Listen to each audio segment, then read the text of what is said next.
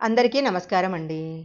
చాలామంది ఆంజనేయ స్వామిని ఆరాధిస్తూ ఉంటారు. మంగళవారం రోజు, శనివారం రోజు ఆంజనేయ స్వామి గుడికి వెళ్ళి హనుమంతుని దర్శనం చేసుకొని హనుమాన్ చాలీసా పఠించినట్లయితే సకల కష్టాల నుంచి కూడా విముక్తి లభిస్తుందని భక్తులు నమ్ముతుంటారు. అంతటి ప్రాముఖ్యత ఉన్న హనుమాన్ చాలీసా గురించి 6 ఆసక్తికరమైన విషయాలను ఈరోజు మనం ఈ వీడియోలో తెలుసుకుందాము.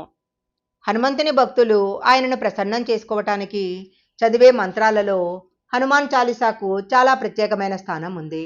హనుమాన్ చాలీసా చదివినట్లయితే ఆంజనేయ స్వామిని మెప్పించి ఆయన యొక్క ఆశీస్సులు పొందవచ్చని భక్తులు నమ్ముతుంటారు. శనిదోష ప్రభావం ఉన్నవారు హనుమాన్ చాలీసాను చదవటం వల్ల శనిదోషం నుంచి బయటపడవచ్చు. హనుమాన్ చాలీసాలో ప్రతి శ్లోకానికి కూడా ఒక అర్థం ఉంటుంది.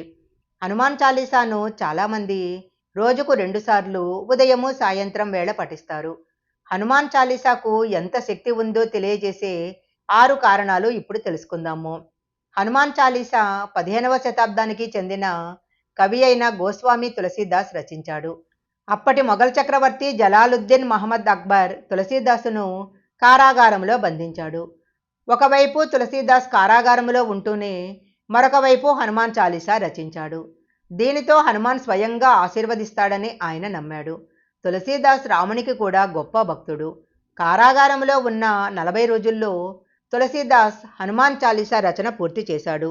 అప్పుడు అతనికి 63 సంవత్సరాలు. హనుమాన్ చాలీసాను రాయటానికి ముందు తులసీదాసును అక్బర్ తన సభలో ప్రవేశపెట్టి ఏదైనా ఒక అద్భుతం చేసి చూపమన్నాడు.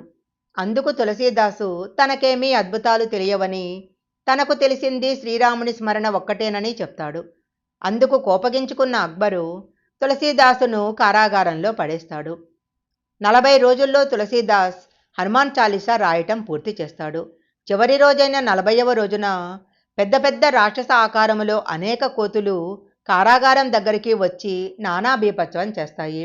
అక్బర్ ఇంట్లో కూడా అవి చొరబడి బీభత్సం చేస్తాయి.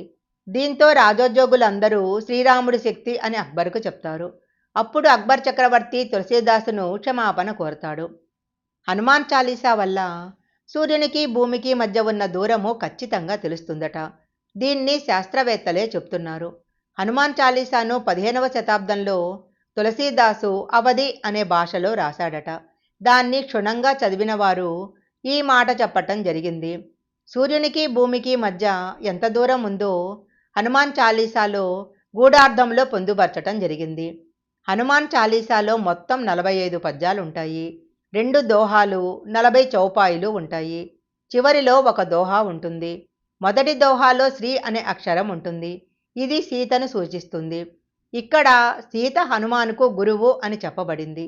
అలాగే మొదటి 10 చౌపాయిలలో హనుమాన్ ధైర్యము, జ్ఞానము, ఇతర అంశాలను గురించి చెప్పారు. 11 నుంచి 20 చౌపాయిలలో హనుమంతుడు రాముడు, సీత, లక్ష్మణుడికి చేసిన సేవలు వివరించారు.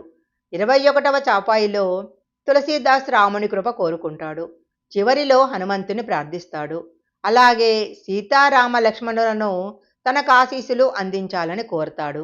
జో సైత్ బార్ పట్కర్ కోయి చూతేహి బంది మహసుక యోగి జో యహా పడై హనుమాన్ చాలీసా హోయ సిద్ధి సాకే గౌరీసా.